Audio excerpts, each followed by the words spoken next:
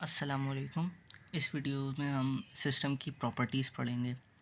अभी तक हम जो कवर कर रहे थे वो हम कर रहे थे सिग्नल्स के बारे में। हमने बेसिक सिग्नल्स पढ़ लिए थे, उनकी बेसिक डेफिनेशंस पढ़ ली थी। अब से हम सिस्टम स्टार्ट करेंगे। तो बेसिकली सिस्टम की जो मैंने डेफिनेशन पढ़ाई थी उसमें भी यही बोला था कि सिस्टम एक फ़िज़िकल सिस्टम होता है जिसके अंदर कोई इनपुट हो, उसका कोई आउटपुट हो, उसमें कोई ट्रांसफॉर्मेशन हो रही हो अंदर। अब मैंने उस वक्त ये भी बताया था कि जो हम सिग्नल एंड सिस्टम्स या फिर डिजिटल सिग्नल प्रोसेसिंग या फिर इससे मिलते जुलते आगे जैसे भी कोर्स आएंगे उनमें हम सिस्टम के अंदर कोई इनपुट सिग्नल करवा रहे होंगे और उसका आउटपुट भी कोई सिग्नल ही हो रहा होगा। एनालॉग या डिजिटल है वो बाद में देख लेंगे। अभी यहाँ पे सिर्फ यही है कि आपका कोई सिग्नल इनपुट होगा और कोई सिग्नल आउटपुट हो जाएगा किसी फॉर्म में। और ये जो सिस्टम है, ये मैंने एक सिस्टम ले लिया है आर्बिट्री सा सिस्टम, और टी उसका वेरिएबल है, ट्रांसफॉर्म वेरिएबल मैंने लिख भी दिया इसको, ट्रांसफॉर्म एनी, किसी भी तरीके ये ट्रांसफॉर्म करके दे देगा। मिसाल के तौर पर ये जैसे सिस्टम है, हो सकता है सिस्टम के अंदर ऐसे ही एक या दो या उससे ज़्यादा और सिस्टम्स लगे हुए हो। जैसे एक सिस्टम, जैसे ये पूरा एक सिस्टम है, इस एरो के बाद ये जो आउटपुट है, ये आउटपुट सिग्नल किसी सिस्टम का इनपुट बन रहा हो। इसके आगे एग्जैक्ट कोई अगर यहाँ पे ये चीज़ सिस्टम पूरा ऐसे एक और लगा हुआ हो आगे, तो ये आउटपुट उसका इनपुट बन जाएगा। तो वो दो सिस्टम्स मिलके वो कोई टोटल एक ओवरऑल सिस्टम बन रहा होगा और वो उसका एक सब सिस्टम होंगे दो। ऐसा भी हो सकता है, सिस्टम इनसाइड सिस्टम भी हो सकता है। अच्छा, स्टैटिक सिस्टम और मेमोरी लेस सिस्टम जिसे भी हम कहते हैं वो पढ़ लेते हैं। स्टैटिक सिस्टम क्या होता है? अ सिस्टम इज़ स्टैटिक या फिर मेमोरी लेस। एक सिस्टम स्टैटिक होगा या फिर उसे हम मेमोरी लेस भी कहते हैं if the output of the system depends only on the current input and not on the previous or past inputs। एक सिस्टम सिर्फ उसी वक्त स्टैटिक या फिर मेमोरी लेस सिस्टम होगा जब तक उसका आउटपुट सिर्फ करंट इनपुट पर डिपेंड करे और प्रीवियस या पास्ट इनपुट पर डिपेंड ना करे। जैसे ये एक सिस्टम है। अच्छा, सिग्नल्स को हम लोग कब से जो रेफ़र कर रहे थे वो कर रहे थे x of t is equal to a sine t या ए कॉस टी या ई की पावर टी, कुछ भी आप एक्स ऑफ टी करके ले रहे होते हैं। एक्स ऑफ टी बेसिकली होता है हमारे पास सिस्टम का इनपुट, और वाई ऑफ टी जो होता है ना वो बेसिकली होता है हमारा आउटपुट। और अगर हम आउटपुट इज़ इक्वल टू और कुछ भी ट्रांसफॉर्म करके इनपुट लिख देना तो फिर ये पूरा सिस्टम कहलाता है। जो पहले हम पढ़ रहे थे वहाँ पे होगा x of t is equal to ये, या x of two t is equal to x of t, ऐसे करके ये सब हम सिग्नल्स को चेंजिंग कर रहे थे। अभी अब तक हमने वाई ऑफ टी को इनकाउंटर नहीं करा था। जैसे ही वाई ऑफ टी आया हम समझ गए कि भाई y of t x of t करके होगा कुछ आगे। तो ये पूरा सिस्टम को डिफ़ाइन कर रहा होता है। यह है डिपेंडेंट वेरिएबल, ये है इंडिपेंडेंट वेरिएबल, क्योंकि इनपुट हम जैसा देंगे उसी तरीके से आउटपुट जनरेट होगा ना। आउटपुट इनपुट पर डिपेंड करता है, इसलिए ये पूरा सिस्टम को रेफ़र कर रहे हैं।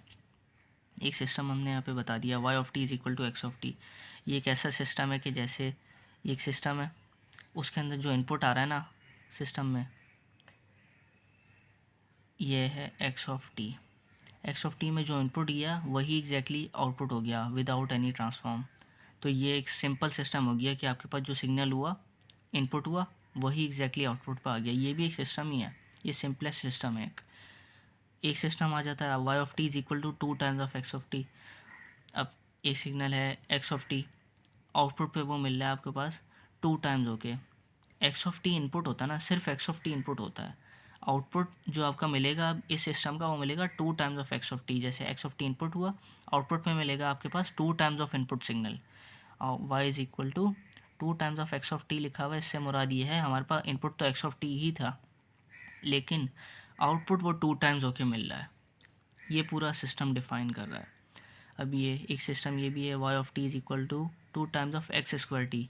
सिर्फ एक्स ऑफ टी इनपुट था, वो हुआ होगा एक्स ऑफ स्क्वायर और फिर टू से मल्टीप्लाई। जो अब आंसर आया होगा वो हमारा आउटपुट बन गया सिस्टम का। ये हमारे पास पूरी सिस्टम की डेफिनेशन हो गई कि किस तरीके से आउटपुट ट्रांसफॉर्म हुआ। अच्छा, ये स्टैटिक सिस्टम या मेमोरी लेस क्यों है? मेमोरी लेस या स्टैटिक ये इसलिए है क्योंकि कहीं भी डिले या एडवांस नहीं हो रहा। जैसा सिग्नल था ना वो ट्रांसफॉर्म वहीं पे हुआ और वही आउटपुट आ गया, यानी कि करंट इनपुट का करंट आउटपुट बन रहा है। कहीं डिले नहीं हो रहा और कहीं एडवांस नहीं हो रहा। सिस्टम या आपका इनपुट जो भी कह लें आप, वो कहीं भी डिले या एडवांस नहीं हो रहा। तो ये इसलिए स्टैटिक या मेमोरी लेस कहलाता है। अच्छा जी, डायनामिक सिस्टम क्या होता है? A system is dynamic if the output may depend on past slash future inputs. एक सिस्टम डायनेमिक या फिर मेमोरी सिस्टम कहलाता है अगर वो आपका पास्ट या फ्यूचर इनपुट्स पे डिपेंड करे। अब ये जो था ना, ये है एक्स ऑफ टी, ये करंट इनपुट है, और y of t current output है। करंट इनपुट आ गया करंट आउटपुट पे, x of t current input है, सिर्फ 2 से मल्टीप्लाई होके करंट आउटपुट पे आ गया। 2 से मल्टीप्लाई होने में कोई डिले नहीं लग रहा है मिली सेकेंड का, लेकिन ये कोई ख़ास डिले नहीं है, डिले आगे आ रहा है, वो बताऊँगा। एक्स ऑफ टी है वो स्क्वायर हुआ और 2 से मल्टीप्लाई होगा, इसमें भी कोई ख़ास डिले नहीं लगा। टाइम लगा होगा लेकिन मिली माइक्रो नैनो सेकंड में लगा होगा, वो इतना डिले काउंट नहीं होता। ये है असल डिले। जैसे y of t is equal to x of T minus one. अब एक सिस्टम का इनपुट जब एक्स ऑफ टी था, एक सिस्टम का इनपुट, तो वो आउटपुट पे x of T minus one आ रहा है, x of T minus one. अब एक्स ऑफ टी इनपुट था, आउटपुट पे वो 1 यूनिट के डिले से आ रहा है। अगर ये सेकंड में आप नाप रहे हैं टाइम को, तो फिर एक्स ऑफ टी अगर 1 सेकंड पे था, x of T minus one यानी कि वो 1 सेकंड के डिले के बाद आ रहा है, यानी कि दूसरे सेकंड में मिल रहा है आपको। पूरे 1 सेकंड का डिले हुआ है यहाँ पे, वो नैनो सेकंड से बहुत बड़ा है, इसे हम पूरा डिले कहेंगे। ये एक सिस्टम हो गया कि आपका जो इनपुट है एक्स ऑफ टी, वो 1 यूनिट के डिले के बाद आउटपुट पर आ रहा है। इसी तरीके से आप ये देख लें, ये सिस्टम जो है y of t is equal to x square of 2t। अब इसमें क्या डिले हो रहा है? इसमें डिले या एडवांस नहीं पता चल रहा। क्यों? क्योंकि इस पे लगा हुआ है 2t। 2t का मतलब है ये हो रही है स्केलिंग, कंप्रेशन और एक्सपेंड, वो जो सिग्नल हमने पढ़ा था उसमें उस वक्त। तो ये कंप्रेशन या एक्सपेंशन हो रही है, और फिर वो स्क्वायर भी हो रही है। ये भी अगर टी के साथ कोई प्लस माइनस हो रहा हो, या यानी कि ये शिफ्टिंग हो रही है और ये कंप्रेशन एक्सपेंडिशन ये हो रही है, अगर ये दोनों चीज़ें हो रही हैं किसी सिस्टम में, तो फिर वो डायनेमिक या मेमोरी सिस्टम कहलाता है। अब जैसे ये सिस्टम है, अब ये system x of T he input ले रहा है, लेकिन आउटपुट क्या दे रहा है ये इसने एक्स ऑफ टी एक इनपुट लिया, उसने अंदर ही X of T minus one generate किया, उस सिस्टम ने अंदर ही X of T plus four generate किया। क्या मतलब? एक्स ऑफ टी है करंट इनपुट, कोई डिले नहीं है, टी खाली है, अभी खाली टी लिखा हुआ है, ये है present input. T minus one का मतलब है पास या डिले हो गया, ये इनपुट जो था एक्स ऑफ टी वो हो चुका है डिले 1 यूनिट्स का। X of T plus four ये हो गया एडवांस, अगले आने वाले उसमें 4 सेकंड बाद क्या वैल्यू आएगी ये उसने किसी तरीके से अंदाज़ा लगा लिया। ये एक आर्बिट्री सिस्टम है, रियल सिस्टम ऐसा नहीं कर सकते, वो आगे की वैल्यूज़ प्रेडिक्ट नहीं करते। ये उसने फ्यूचर और एडवांस पता लगा लिया, और फिर उसने अंदर ही तीनों को प्लस करवा दिया और वो आउटपुट पे दिखा रहा है। यानी कि ये सब होने में टाइम लग रहा है। करंट आउटपुट तो आ रहा होगा उस वक्त, लेकिन एक डिले वाला और एक एडवांस वाला, वो दोनों ऐड होके फिर आउटपुट आएगा, तो उसमें लगेगा ना, जाहिर सी बात है टाइम। तो ये पूरी चीज़ डायनेमिक सिस्टम दिखाती है। अब इसके हिसाब से, स्टैटिक के हिसाब से तो ये ज़्यादा टाइम ले ही रहा है, इसलिए डायनेमिक सिस्टम या फिर जैसे हम मेमोरी सिस्टम कहते हैं। मेमोरी क्यों कह रहे हैं? क्योंकि मेमोरी होल्ड कर रहा है।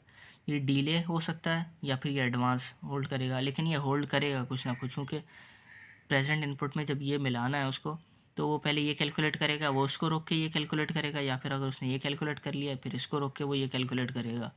दोनों कैलकुलेट करने में कोई चीज़ रोकनी पड़ रही है, और रोकेंगे तो फिर उसको मेमोरी की ज़रूरत पड़ेगी अपने सिस्टम में, वो मेमोरी सिस्टम हो गया। हालांकि इसमें कोई रुकने का चक्कर नहीं है, ये है बस स्टैटिक सिस्टम और मेमोरी सिस्टम।